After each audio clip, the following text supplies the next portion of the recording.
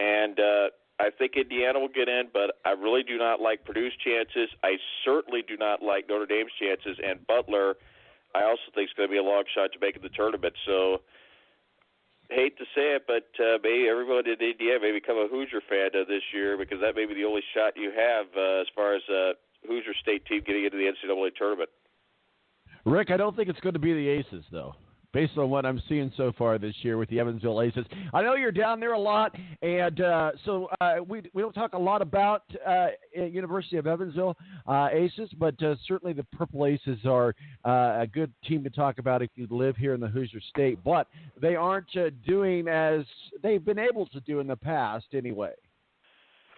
Well, I'm actually going to a game today with my dad, but their deal this year is they brought in a brand new head coach, Walter McCarty. So that was a really great hire for UE. Yeah. They show flashes of what he's trying to do. They just played Murray State the other day down at Murray State and just lost by 2 points. Murray State has a kid on their team who's going to be an NBA lottery pick, and they hung around with Murray State, only lost by 2 points. They do look good at times. This isn't going to be the year. Next year they do have a 5-star transfer from Kansas, actually. He's on the team now, but he can't play this year. So next year, the season after, is probably the time to watch UE. This is just Walter McCarty getting his feet wet this year at being a brand new head coach. Well, let's get into the games today. We've got, obviously, yesterday we had the Bahama Bowl, FIU over Toledo, and then we had the famous Idaho Potato Bowl. BYU just came in and crushed that one, 49-18. Today we've got the Birmingham Bowl. We'll start there today at noon. Memphis at Wake Forest. We talked about this game a little bit last week or the week prior, but let's break this down. We'll start with you, Matt. Memphis at Wake Forest.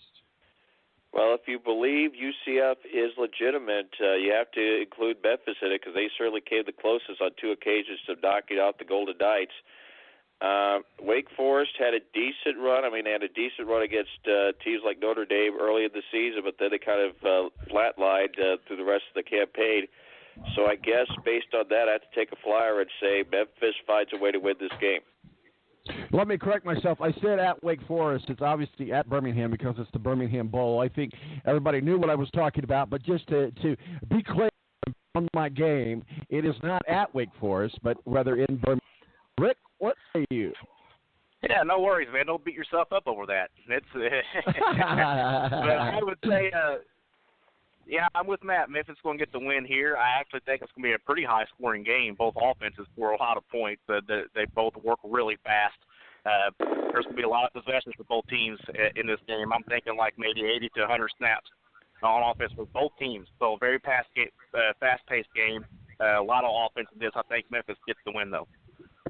Well, I absolutely agree. I think we're all in agreement on this. This is going to be a tough game. I think Wake Forest is going to be a little bit more challenging than what a lot of people believe. But I certainly think that Memphis has been firing on all cylinders on all 3 phases of their team, and I think they come out victorious today. We move over to the Armed Forces Bowl. Houston versus Army, and you know where I'm going with this, guys. Go Army. Matt? I can't say I'm overly impressed with what Houston's done. I think they've regressed from the run they had when they were beating teams like Oklahoma 2 years ago. They're not the same team that they were then. And Army impressively won the Commanders-in-Chiefs trophy. First time they successfully defended it. I think that accounts for something. So I think West Point's the team to beat here. Yep, totally agree there, too. I like Army in this game. Houston has, regressed as the season progressed, and then Ed Oliver, Houston's best player, is not even going to play because he's getting himself ready for the NFL draft. So I'll take Army in this one. Well, we're in agreement. This is the earth is shattering underneath our feet. Is this is this an earthquake about to happen? All right, guys, let's go over to the Dollar General Bowl. I mean, I don't know. There's just something cheap about this bowl. See what I did there? Buffalo at Troy. Not a lot to talk about here on this game, but you got to give Troy for getting to the bowl. But I just think Buffalo has the ability to be the stronger team, and a lot of people disagree with me on that. This actually might be an upset of the week because Troy very well could beat Buffalo. Matt, what are your thoughts? Well, I got to say, men's basketball first. Buffalo certainly didn't look good last night against LSU. They got beat by 20 points, so much for them being a top 15 ranked team in NCAA men's basketball. Here, though, I think Troy's going to give them a run, but I think Buffalo's able to eke out a narrow victory in this one. Rick? Yeah, Tom, and I would just go back to last week where you learned a new word called maction. I'll take Buffalo on this one, too, even though you can look back to Troy last year beating LSU at LSU. It's not the same Troy team, though, as it was last year, so I'll take Buffalo on this one. Guys, let's go out to the islands of Hawaii. We've got Louisiana Tech versus Hawaii. And Matt, I know we talked about Hawaii earlier on in the season, but Hawaii being a very good team. And so not only do they have the home field advantage, they have what it takes to win this bowl game. I think this is Hawaii's game all day long. If you're going to stay up late at 10:30 at night for a kickoff, I don't know that you're staying up for anything exciting other than to stay up and watch football. Maybe you got some skin in the game. But Louisiana Tech versus Hawaii in Hawaii Bowl, Matt. Yeah, I was thinking eventually Hawaii's defense would get a clue. Unfortunately, once again, it didn't happen. That's what cost them. And unless they could score 40, 50 points with their lack of their defense, which has been their Achilles heel all the time, I'm predicting Louisiana Tech to pull up the upset here. Yeah, and this is one of those games where you're in Hawaii. It's like a bunch of people being on vacation and then going to a football game they don't really want to be at. So that's pretty much the feeling around that game, I would say, in Hawaii, LA Tech, and you said, is it LA Tech or Lafayette against Hawaii? LA Tech. That's Louisiana okay. Tech, right? Bulldogs. Right. Yeah, so I'm going to take Hawaii in this because it's in Hawaii and their quarterback has like one of the easiest names to remember because it's a childhood song. It's Cole McDonald. He looked really good at quarterback, so he's actually a really good quarterback. Yeah. So yeah, Cole McDonald. I'm taking Hawaii in this one. Your stab at humor is not that good. Not that good, sir. You guys, do you know what kind of currency? We're talking about bitcoins and stuff. Do you know what kind of currency? Because we're talking about having colonies in outer space and all that. They're going to have some kind of currency that'll work out there. Do you know what currency will work there? No. Starbucks. Next question. Starbucks. Next question. Ah! See what I did there? Let's talk a little bit about the Rose Bowl as we get into the 2019 Big Six games on New Year's Day. Rose Bowl, obviously we can't talk enough about Ohio State and Washington, but let's go ahead and talk about this game. We'll start with you, Matt. Early look-ins into the 2019 Rose Bowl, Ohio State versus Washington. I think you have a case for Ohio State. Feels like they got gypped out of a spot in the top four. I think Washington's got something to play for. A lot of frustration. Chris Peterson with a couple of commitments in the early signing period going elsewhere, including I think one that may end up going to Notre Dame.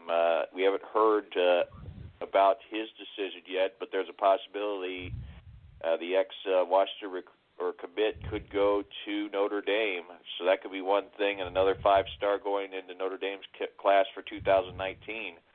But I think based on that motivation right there, I think Washington finds a way to win this game. Rick, let's break this down. The X's and the O's Rose Bowl game, Ohio State. We'll talk more detail about this next week, but certainly Ohio State and Washington. Well, yeah, just to pick up on what Matt just said about the Asa, I can't remember his last name, the recruit he's talking about has been committed to Washington ever since like the spring. And if you heard Chris Peterson's comments about it, it sounds like he's already made his decision to go to Notre Dame, but it hasn't been made official yet because he called Notre Dame vultures. But So that's looking pretty good for Notre Dame anyway, So it's good for us. My X's and O's would be Haskins, Dwayne Haskins is probably just going to light it up in this game because I had not sold on Washington's defense. It's going to be his last game with Ohio State because I think they're going to make room and really push and get Justin Fields from, Jake Fromm's backup quarterback at Georgia. Probably going to be at Ohio State next year. My take on all Big Ten teams in bowl games this year is going to be the way it worked last year. They're all going to win except for Michigan. I think 5 teams or 6 teams in the Big Ten went to the bowl games last year, and the Big Ten went 5 in Michigan. So I think that's going to be the case this year. They're all going to win. Hold up. You are saying Purdue is going to beat Auburn in the Music City Bowl. Are you kidding me, Rick? I'm going to take it. I'm going to do it. You saw him line up Ohio. I am not convinced Auburn this year. I know there's always this drama with Gus Malzahn. Every year he's a good coach. Then next season he's not a good coach, and they want him out of there. Then they love him and bring him back in, sign to a bigger contract, extension or whatever. I'm saying that the Notre Dame fan of me thinks every Big Ten team is going to win except for Michigan. That is my professional analysis. Unfortunately, I'm going to go the opposite way. I'm thinking Michigan will win, and the majority of the other Big Ten teams will not win. Is IU playing anywhere? No. They lost the Oka Bucket Bowl, and that's why they're not playing a bowl game. To Purdue, the more polished turd, if you will. I still cannot believe they lost that game. I think if you looked on everything on paper for that old Oka Bucket game, that had IU's victory written all over it. And I kept telling you, in fact, I was telling my family on Thanksgiving, there's going to be an I link added to that trophy. And somehow they lost that game. Oh, I thought you were going to say something there, Matt. I apologize. Let's go into the Orange Bowl. We'll talk a little bit about Alabama. I mean, we can't talk enough about Alabama. Alabama and Oklahoma.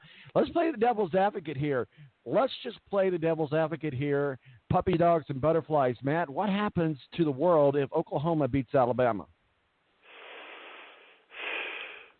Not much, because I think you could say it's legitimate because – well, Alabama just couldn't stop a Heisman Trophy winner and Kyler Murray. I mean, the guy is going to be it's a shame he's not going to try to do a Bo Jackson, try to play 2 sports, but, he's got a lot of athletic talent, and I think if you're Billy Beane, you're feeling real good about what he's going to provide to Oakland potentially in the next year or two once he gets up to the major league level. But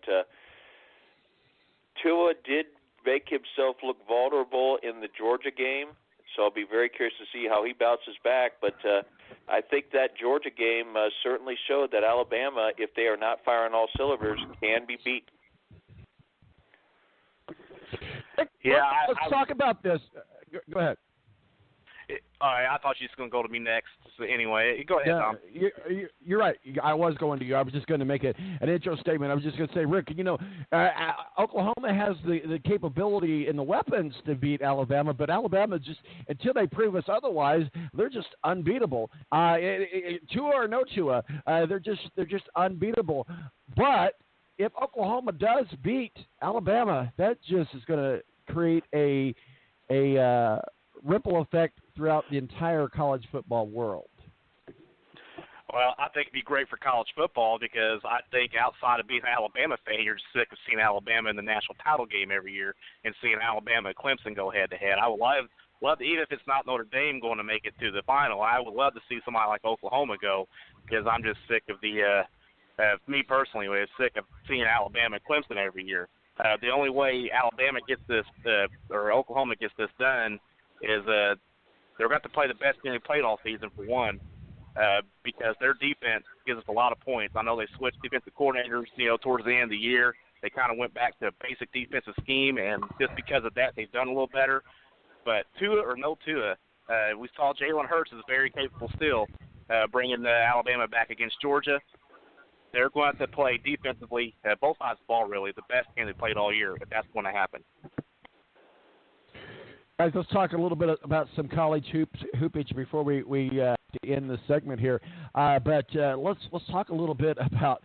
I mean, in my opinion, anyway, the best basketball team out there right now is Duke. And you look at Duke and what they've been able to do. We'll start with